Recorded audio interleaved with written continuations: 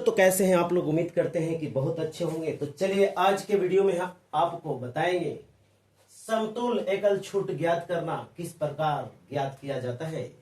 अंत तक वीडियो में जरूर बने रहिए। उम्मीद करते हैं कि जरूर समझ में आएगा। तो आज के बाद यदि इस प्रकार के प्रश्न पूछ लिया जाए तो जरूर बना दीजिएगा। प्रश्न क्या है? सबसे पहला 50% और 30% का एकल छूट क्या होगा। तो सबसे पहले ध्यान से 50% और 30% का एकल छूट पूछा गया है।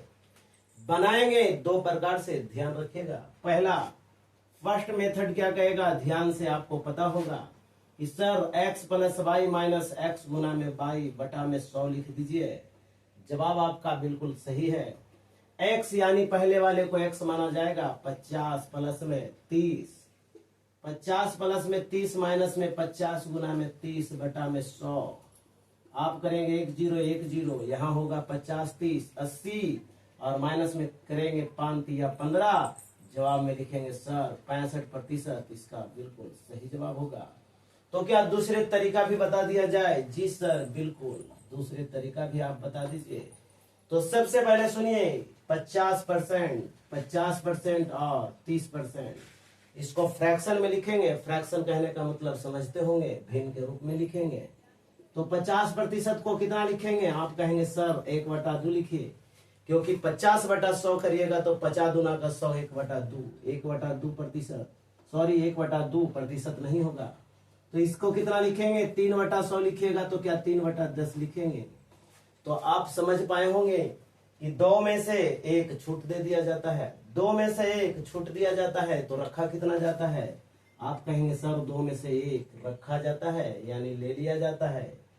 10 में से 3 छूट दिया जाता है तो रखा कितना जाएगा? तो कहेंगे सर 10 में से 3 दिया गया तो 7 रखा जाएगा यानी 7/10। ये क्या किया गया? रखा गया। तो रखा गया जो नहीं पूछता है, दिया गया जो पूछता है। तो पहले रखा गया वही मान लेते हैं। दोनों को गुना करेंगे, कटता है तो काटेंगे, नहीं कटता है तो कोई बात नहीं, गुना कर देंगे। तो क्या 7/20 लिखेंगे? जी सर 7/20 लिखेंगे। कहने का मतलब है कि 20 में से 7 रखा गया, 20 में से 7 रखा गया, लेकिन रखा गया नहीं, दिया गया छूट उसको पूछा है। तो आप बता सकते हैं कि दिया कितना गया। तो आप कहेंगे 20 में से 13 दिया गया, 20 में से 13 दिया गया, लेकिन प्रतिशत में पूछा है। तो क्या गुना में 100 करेंगे? जी सर 20 का 100 और 13 पचे का 65। बिल्कुल सही जवाब होगा 65% यहाँ भी और 65% यहाँ भी। दो प्रकार से आपको बनाना सिखाए हैं। तो तीसरा, ये तो 2 ही छूट था, 3 छूट लगातार दे दिए जाएंगे तो उसको भी इसी प्रकार से समझिए ध्यान से। सबसे पहले इसको डिलीट किया जाता है। चलते हैं दूसरे प्रश्न की ओर।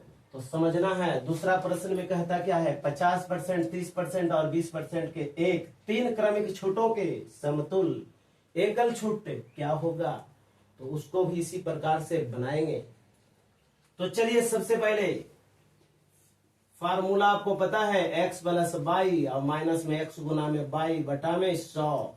आप कहेंगे सर यहाँ तो x y ही दिए, z कहां से लाएंगे?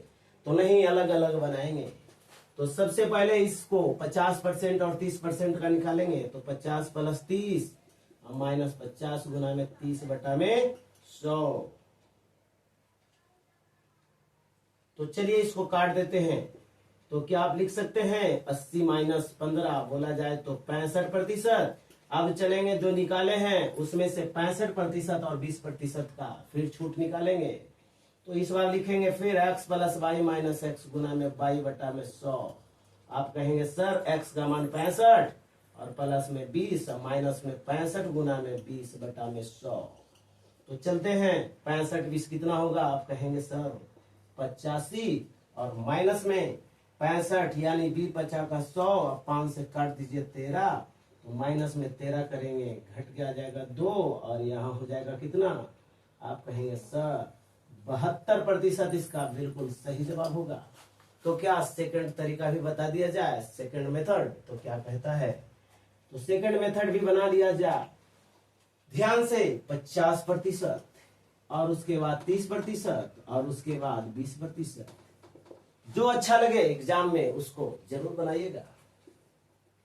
तो 50% को फ्रैक्शन में 1/2, 30% को 3/10 और 20% को 1/5।